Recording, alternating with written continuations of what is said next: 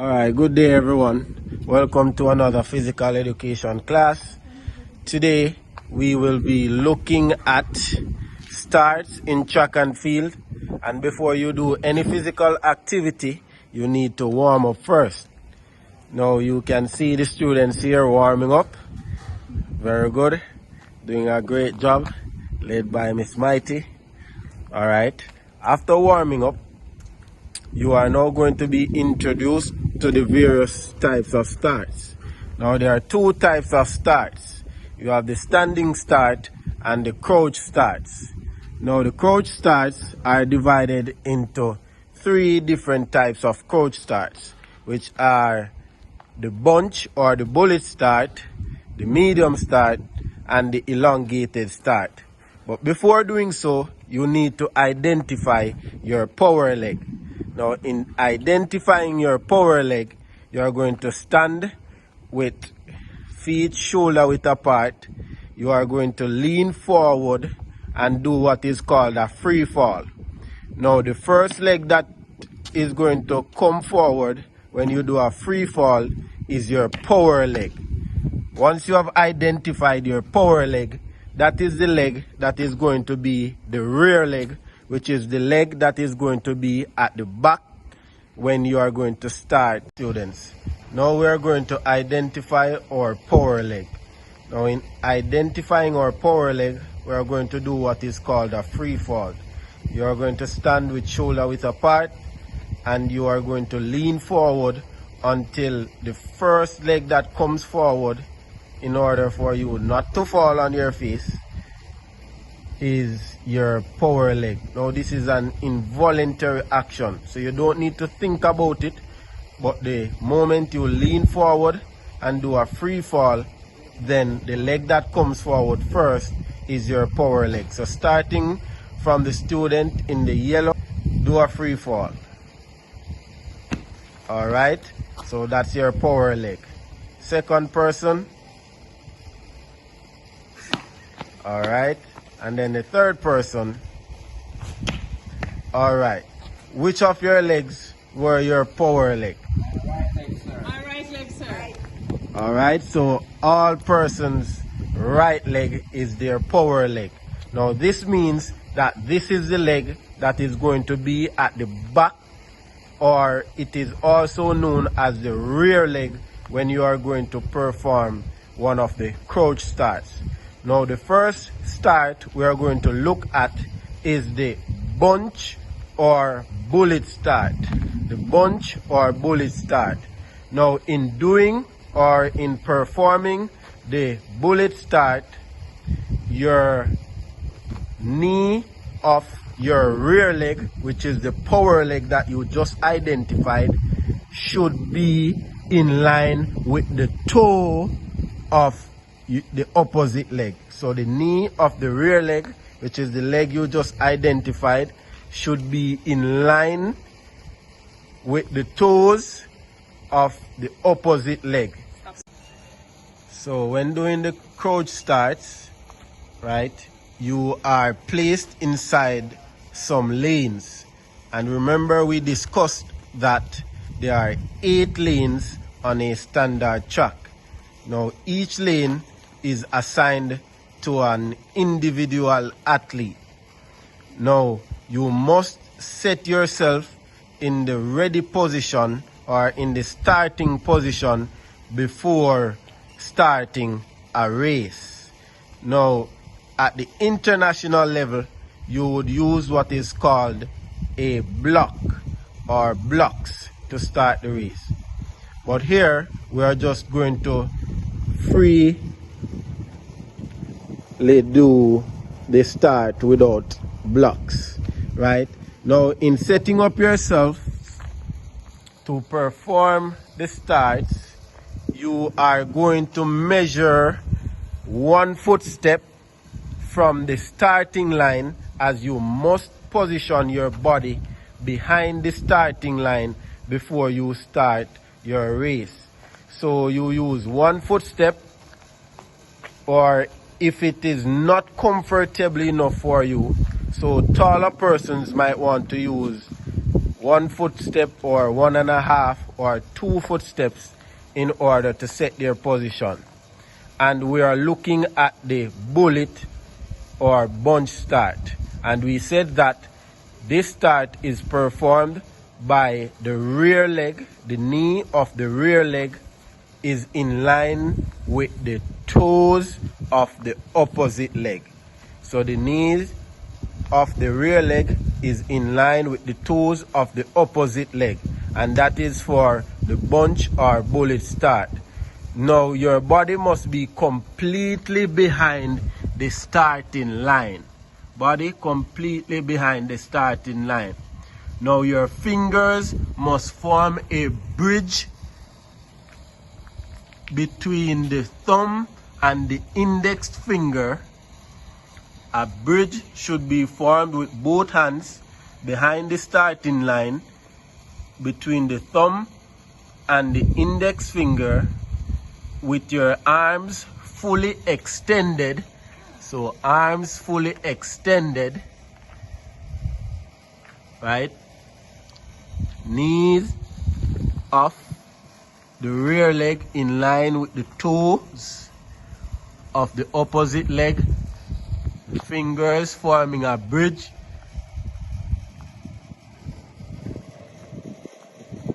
Very good. Fingers forming a bridge. And if you notice, both arms are fully extended. So the 3 commands for the sprint starts are: on your mark, get set, and go, or the sound of a gun. Now we are going to focus on the 3 commands separately. First, we are going to be looking at the on your mark position. Now, whenever you go on your mark, you should be behind the starting line. You should be behind the starting line. Now, you are going to use 1 foot to measure from the starting line to the end of that foot to place a marker on where your power leg, which is the rear leg, is going to meet with your front leg. So for the bullet or the bunch start, the knee of your power leg should be in line with the toes of your front leg. Students have already drawn their lines. So the knee of the power leg should be in line with the toes of the front leg. And this is the starting position.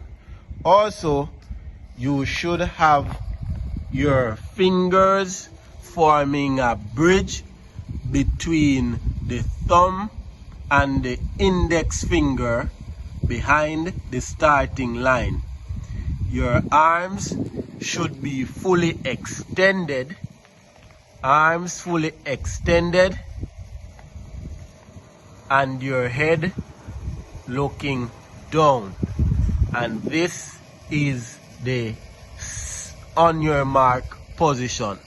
So on your mark, for the bullet start or the bunch start, you are going to be behind the starting line with fingers forming a bridge behind the starting line, arms fully extended, head looking down, and the knee of the rear leg, which is the leg at the back, which is the power leg that you identified from doing a free fall, is in line with the toes of the front leg. And this will conclude on your mark position for the bullet start. Next, we are going to look at the set position. In the set position, this is where you are going to raise your hip upwards with your buttocks coming above your shoulder. Your head will be looking forward and down the track, with your rear leg, which is the leg at the back, forming approximately 120-degree angle. That is the leg at the back, and your front leg will form approximately 90-degree, while your weight is transferred forward to your fingers, which will give you the momentum to start and accelerate down the track. So this is an example of what you are required to do when performing the sprint starts. On your marks, hands behind the line, forming a bridge. Get set, go!